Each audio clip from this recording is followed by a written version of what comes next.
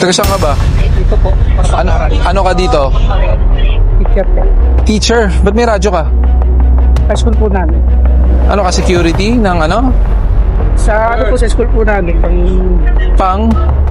para po sa ano ng sa school namin. O teacher ka tapos wala kang helmet?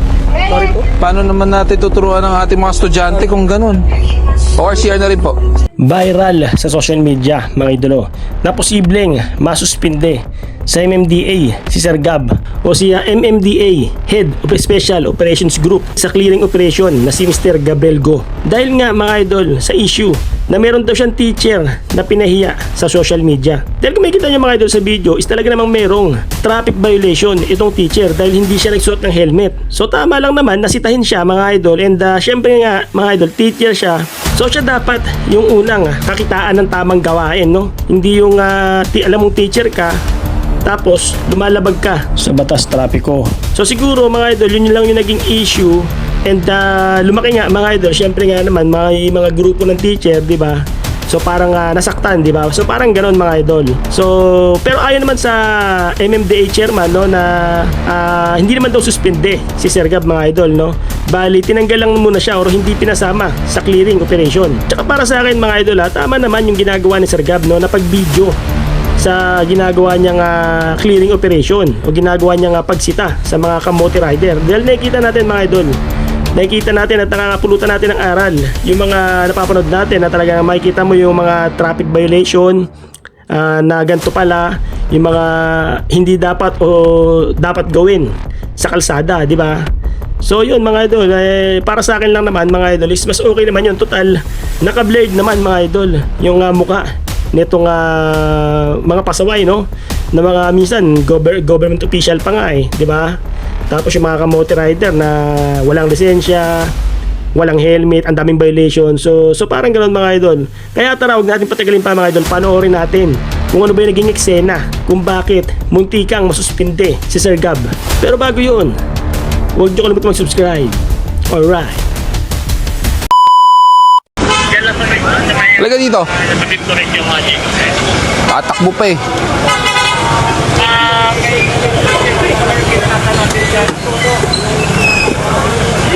Taga saan ka ba? Dito po, para pag-aral. Ano ka dito? Teacher po. Teacher? Ba't may radyo ka? Sa school po namin. Ano ka, security ng ano? Sa ano po sa school po namin, Pang? para po sa ano ng sa school namin. O teacher ka tapos wala kang helmet? Sorry po. Paano naman natin tuturuan ng ating mga estudyante kung ganun? ORCR na rin po.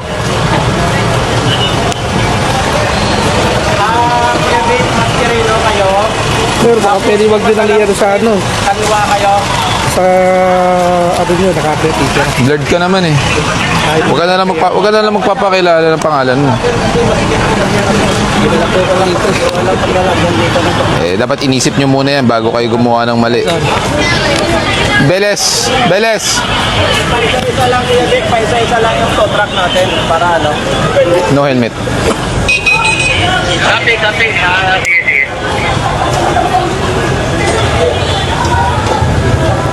Ipatawag mo yung skog ng Baklaran. Wala. Dumaan kami ng laser eh. Sa ano? Malinis yung ano ng Baklaran doon. Wala.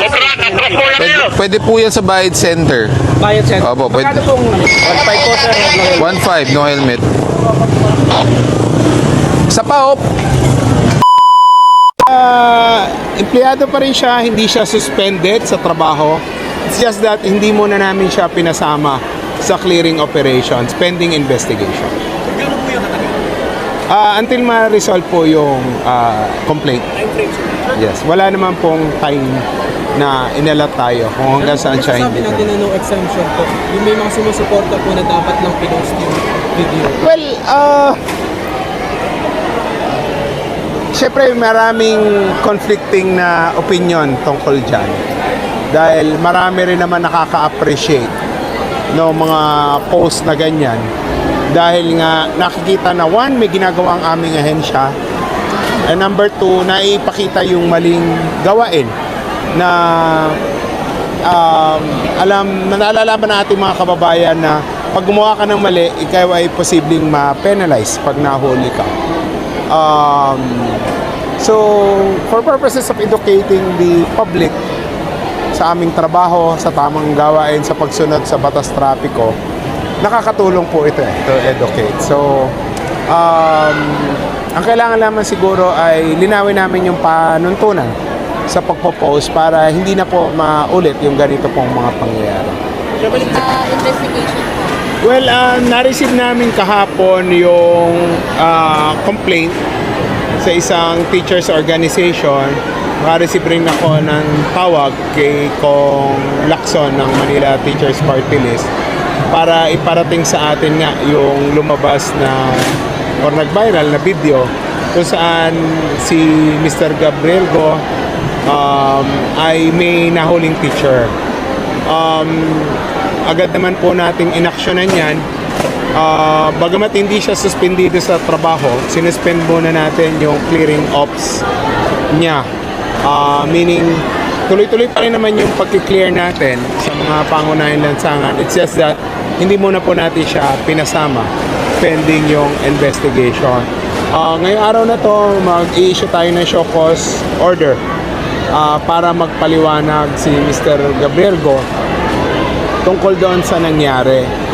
Tayo naman po ay may guidelines regarding pagpo-post ng ating mga empleyado sa SOCMED. Particularly yung bawal mag-post ng demeaning or yung mga post na ipinapahiya yung ibang tao. So, titingnan po natin kung may paglabag doon po sa panuntunan na yan, doon po sa naging exchange ni Mr. Gabriel Go doon po sa guro nga po na nahuli. Admitted naman na may pagkakamali yung teacher. In fact, kung napanood nyo ng buo yung video, nagtry pa kasi siyang tumakas. Nagtry siya mag-U-turn para po makaiwas sa paghuli. Titingnan din natin yung allegations or mga complaint na ito pong mga ganito ay nagbabiolate ng privacy. Although kami po kasi sa MMDA, gusto rin namin ipakita na may ginagawa kaming trabaho. Una-una kasi marami rin kaming nare-receive na complaint sa 8888 na anonymous, na hindi namin masagot or maipadala yung sagot. At ito po yung pamamaraan namin para ipakita na tinutugunan namin yung mga reklamo na anonymously sa 8888. At ganoon din po, gusto rin namin i-educate ang publiko na bawal po yung mga activities na or yung mga gawain na bawal sa karsada, lalo na po yung obstructions sa lansangan. Gusto rin namin ipakita para po ma-educate yung mga kababayan natin doon sa mga maling gawain at para wag na pong pamarisan. At the same time, yung pagbibideo po kasi, protection din ng aming mga empleyado. Marami naman kayo rin nakikita na nagre-reklamo, lalo yung mga natotoo na wala pang 5 minutes, sasabihin, pero naipakita through video na more than 5 minutes pa nga. May insidente rin na ginamit namin yung videos na yan or yung mga videos na ganyan as evidence, tulad ng yung pong nagwala na foreigner na hindi lang namin dinimanda criminally, nireklamo rin namin sa Bureau of Immigration dahil yung pong asal ng dayuhan na yon ay hindi po tama na gawin dito sa ating bansa. So, Sir, dapat ba sa personal Facebook niya ina-upload yung video, hindi sa MMDA? well, ano naman yan may usapan kami, na pag-usapan namin yan before pa, na magpo-post kami ng video sa social media pages namin. Then, pwede rin siya mag-post after namin mag-post ng activity nga sa aming official social media page. As to yung pinopost niya sa personal page niya, kailangan lamang pong sumunod sa guidelines na inisyo namin, lalong-lalo na po doon nga sa panuntunan na walang demeaning na post. And protection din ng data privacy. And that's why po, pag ganyan, lalo na doon sa hindi official page na pinagpo-posta nila, nire-require ko po na i-blur yung footage ng tao para hindi po siya makilala, para hindi siya mabash personally. At ganun din po, maproteksyonan yung kanyang privacy.